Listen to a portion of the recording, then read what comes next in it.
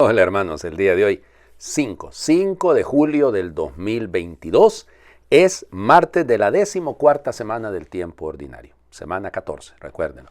Uno de ustedes me escribió y me preguntó, padre, ¿y qué pasó con la fiesta de Santo Tomás Apóstol? Que era este domingo pasado, ¿no? Porque era 3 de julio. Pero resulta ser que como era domingo, evidentemente pasaba por encima. Alguno me dijo, bueno, padre, pero no ocurre que se pasa al siguiente día, el lunes, porque se trata de un apóstol. Solamente las solemnidades son con las que se hace eso. No se hace eso con las fiestas, sino solamente con las solemnidades.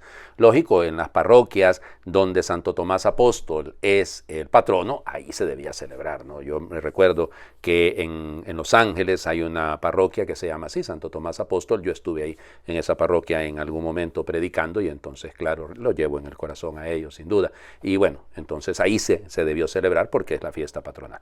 Bueno, hoy les voy a hablar de San Antonio María Zacarías, que es el fundador de los Barnabitas, de los clérigos regulares de San Pablo, así es como se llaman realmente. Lo que pasa es que la iglesita donde ellos nacieron es la iglesia de San Bernabé, entonces la gente los conoció como los Barnabitas por eso, pero realmente no lo son. Yo tuve un profesor barnabita buenísimo durante el doctorado, que para qué les cuento, un hombre digno de esto, de representar precisamente el carisma de ellos. San Antonio María Zacarías nace en Cremona en el año 1502, oigan eso, bueno. Fíjense, estudió primero para ser abogado, luego para ser médico y luego para ser sacerdote. ¿Se imaginan ustedes? Es que lo recorrió prácticamente todo. Y luego asociado con dos amigos que conoció, entonces va a llevar adelante ese proceso de la creación de esta orden, o más bien esta congregación de los clérigos regulares de San Pablo. Ellos eran apellido Morilla y el otro era apellido Ferrari. Y entonces ellos tres serán los que van a llevar adelante el asunto. Luego fundará también unas hermanas, las hermanas angélicas de San Pablo, y luego los laicos de San Pablo. Fíjense, entonces todos los campos, digamos, para que me entiendan. Hay sacerdotes religiosos, hay religiosas y hay laicos también comprometidos en esta asociación de los laicos de San Pablo. Vamos, el carisma de ellos era precisamente estar entre la gente, evangelizar a las personas, porque miren, es la época, imagínense, 1502, él va a morir a los 36 años, oigan, muere en 1539, cuando apenas estaba comenzando el Concilio de Trento. En ese momento muere él. Y es doloroso, se estaba pensando, el Concilio de Trento comienza en 1545, pero se estaba pensando en eso, ¿ya? Y entonces estaba esa lucha, porque se vivía la crisis provocada por la reforma luterana, por la reforma protestante, y entonces él tiene claro que hay que enseñar, hay que educar a la gente en el verdadero sentido de la fe. Ya les digo, muere muy joven, cuando se siente muy enfermo se va a donde su mamá. Él había perdido a su papá cuando él era muy pequeño, y fue su mamá la que se encargó de educarlo y sacarlo adelante. Entonces regresa a Cremona y ahí muere junto a su madre. Fue canonizado en 1897 por el Papa León XIII. Qué linda la vida de los santos, ¿no? Imagínense, joven, 36 años, pero se trata de un hombre extraordinario que en poco tiempo hizo tanto bien. A ver cómo andaremos nosotros los que tenemos un poquito más de 36 años. Oigan. Bueno, sigamos adelante las lecturas. Seguimos con Oseas, ¿no? Oseas capítulo 8, versículos del 4 al 7 y luego del 11 al 13. Esto dice el Señor. Han nombrado reyes sin contar conmigo. Han escogido príncipes sin saberlo yo. Con su oro y su plata se han hecho ídolos para su perdición. Tu becerro, Samaria, es repulsivo y mi ira arde contra él. ¿Hasta cuándo serán incapaces de purificarse los hijos de Israel? Un artesano ha hecho ese becerro que no es Dios, por eso quedará hecho trizas. Siembran vientos y cosecharán tempestades. Su trigo no dará espigas, no producirá harina su grano, y si la produce, los extranjeros se la comerán. Efraín ha construido multitud de altares y solo le han servido para pecar. Aunque yo les escribiera todas mis leyes, las ignorarían como si fueran de un extraño. Aunque inmolen víctimas en mi honor y coman su carne, no me dan gusto, pues tengo presentes sus culpas y castigaré sus pecados. Por eso volverán a la esclavitud. Palabra de Dios. Te alabamos, Señor. Ay, Dios mío, imagínense todas las advertencias de Dios. Perdónenme lo que les voy a decir, pero si escuchamos esto, también nosotros tendríamos que decir, esto también va con nosotros.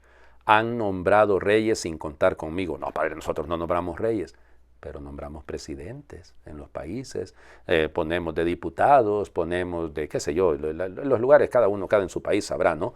Y a veces cometemos tantos errores en esto, ¿no? Y es difícil entenderlo, porque no contamos con Dios.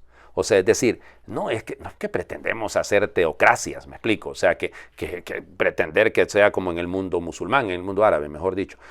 Bueno, que los reyes y los gobernantes son también representantes de Dios. No, tampoco pretendemos eso. Pues lo que pretendemos sobre todo es que se viva de acuerdo a la ley de Dios, que se hable según Dios y que los que nos gobiernan sean personas que estén de acuerdo a la ética, que estén de acuerdo a la voluntad de Dios. Y luego los ídolos, sí, también nosotros nos los creamos, ¿eh?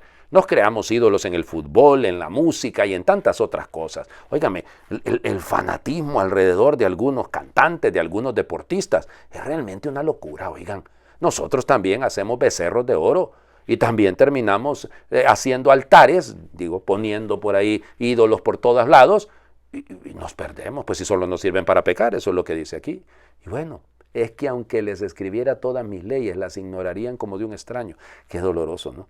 Porque tenemos la voz de la conciencia que constantemente nos está diciendo, esto no es correcto, esto sí está bien, esto no está bien. Ajá, pero nosotros seguimos de necios. Bueno, volverán a la esclavitud. Aquí es donde yo discrepo. Ya somos esclavos.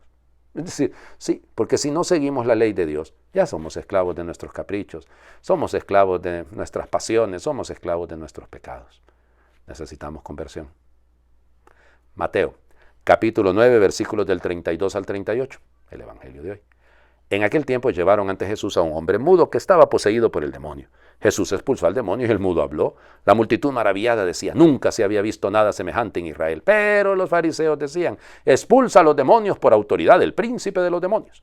Jesús recorría todas las ciudades y los pueblos, enseñando en las sinagogas, predicando el evangelio del reino y curando toda enfermedad y dolencia. Al ver a las multitudes se compadecía de ellas, porque estaban extenuadas y desamparadas como ovejas sin pastor. Entonces dijo a sus discípulos, la cosecha es mucha y los trabajadores pocos. Rueguen por tanto al dueño de la mies que envíe trabajadores a sus campos. Palabra del Señor. Gloria a ti, Señor Jesús. ¿Se acuerdan? El domingo fue el texto. Nada más que este es Mateo y aquello era Lucas, ¿se acuerdan? ¿No? El Señor que envía a los 72 discípulos. Y bueno, y aquí lo que estamos preparando es otro envío en Mateo, pero en Lucas eran aquellos 72. La mies es mucha y los obreros pocos. Rueguen al dueño de la mies, yo les decía el domingo en las homilías a la gente, rueguen, fíjense lo primero, hay mucho trabajo, hay mucha cosa que hacer, la gente está extenuada, no tienen pastor, tenemos que ponernos a hacer activismo, activismo, activismo. No, rueguen al dueño de la mies, lo primero es la oración, rueguen, deomai se dice en griego, es rogar pero con insistencia, es rogar de manera constante, eso es, claro. El Señor Jesús enfrenta el mal, lo que escuchábamos el domingo pasado. Se alegraron los discípulos porque hasta los demonios se nos someten en tu nombre. Y Jesús les dice, sí, mire caer al diablo como un rayo, pero no se alegren por eso, ¿se acuerdan? Alégrense más bien porque su nombre está escrito en el cielo. Bueno, nosotros, hay un montón de fariseos que van a criticar todo lo que hagamos. Fariseos han habido en los 21 siglos, oigan.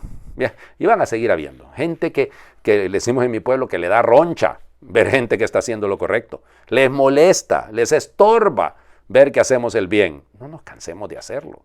No les demos gusto, pues. No reaccionemos frente a sus criterios y sus egoísmos y sus críticas. Lo nuestro, adelante.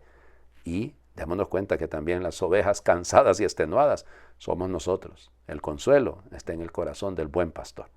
Les invito a hacer oración. Señor, cuando me encierro en mí no existe nada, ni tu cielo, ni tus montes, ni tus vientos y tus mares, ni tu sol, ni la lluvia de estrellas, ni existen los demás, ni existes tú, ni existo yo. A fuerza de pensarme me destruyo y una oscura soledad me envuelve y no veo nada y no oigo nada. Cúrame, Señor, cúrame por dentro como a los ciegos, mudos y leprosos que te presentaban. Yo me presento, cúrame el corazón de donde sale, lo que otros padecen y donde llevo mudo y reprimido el amor tuyo que les debo. Despiértame, Señor, de este coma profundo que es amarme por encima de todo. Que yo vuelva a ver, a verte, a verles, a ver tus cosas, a ver tu vida, a ver tus hijos, y que empiece a hablar, como los niños, balbuceando, las dos palabras más redondas de la vida. Padre nuestro. Amén. El Señor esté con ustedes, y les bendiga a Dios, por intercesión de San Antonio María Zacaría, el que es Padre, Hijo y Espíritu Santo, y su bendición descienda y les acompañe siempre. Feliz martes para todos.